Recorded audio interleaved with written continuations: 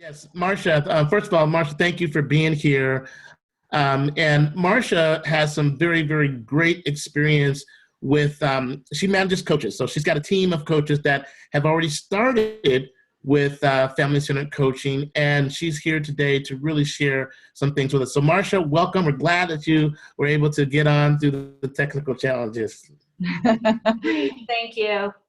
So we use family-centered coaching here we're in Machias, Maine. So that's the far down east part of Maine, and that's where your day begins.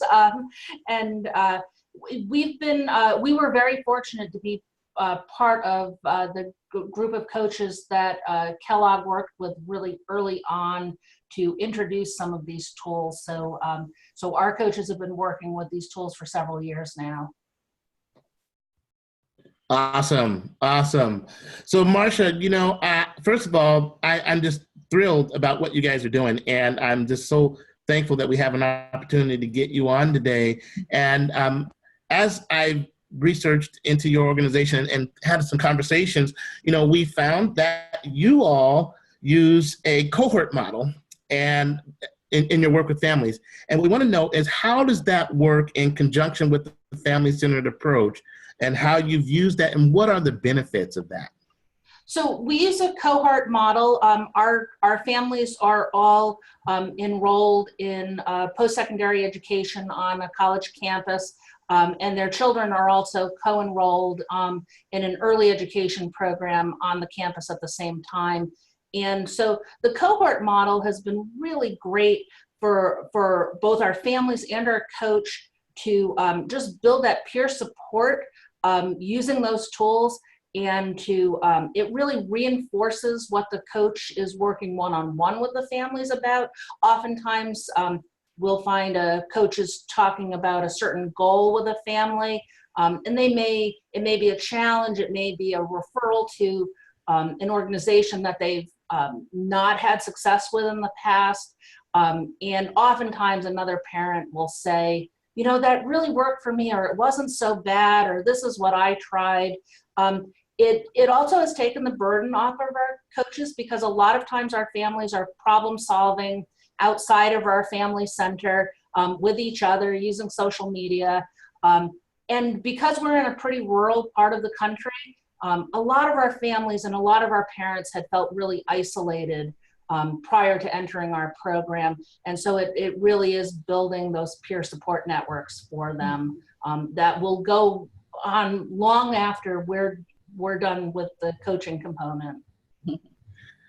That is so huge. The relationships that are formed through those cohorts, and just the dynamic of that they've got another family that they can talk to and lean on and that sort of thing that goes way beyond what the coach can do. So I am so glad that you guys are doing that, and thank you for sharing that. But I certainly see the power in the cohort model. So thank you. Now, in terms of your coaches, now that you guys have been doing this, there are obviously several tools in the toolkit. So which ones resonate the most with the families in your program? So I think the one tool that really has been important for us is the Who's in Your Family tool. And we use that a lot with our families. We've also adapted it. And that's the nice thing about this toolkit, is you can really take tools and work with them to make them fit your program. So not only did we take the Who's in Your Family, we're a program that has 7 collaborative partners. So there's 7 agencies our families are moving in and out of. And so we did a Who's in Your Family for the partnership, so that with the parent still here, I'll show you my little diagram. So the parent is still in the middle, but these are our partner agencies, and these are the services. So we give this to the parents right when they start their program, so they can figure out that they're in the center of our program and there's all these supports around them. And then they would do the Who's in the Family tool with them. We also use the Hopes and Dreams tool, and again, we adapted it. Our program works over a 2-year period. So we asked them to think about their aspirational goals for their family in a 1-year and a 2-year and in a kind of long-term success, because a lot of them go into a 4-year degree program. And we'll and really getting them to think outside of just that immediate crisis or immediate need, but thinking aspirationally for their family. The other tool, we did take the Who's in My Family tool, and we took some of the questions that are in the toolkit that you can also use with participants about what are you going to do in this circumstance, or who can you go to help for that before they're in a crisis. And so our questions actually say, if my car breaks down, I will call. And we have a line to fill in the name and to put a phone number.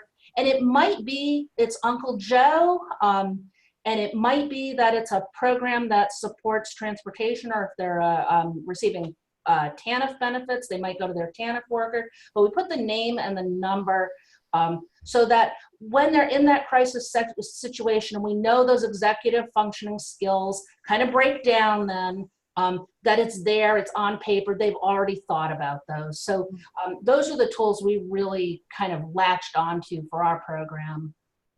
Wow, Marsha, that is amazing. And I want to say this to everyone here on this webinar.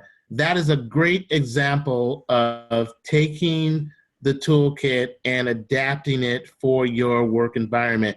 You can do that. This is exactly what is intended, because the tools are yours to flex with, and however you believe it's going to work, do it. Because we want the tools to be used, and we want to make them work for the families that you're serving. So Marsha, thank you for sharing that.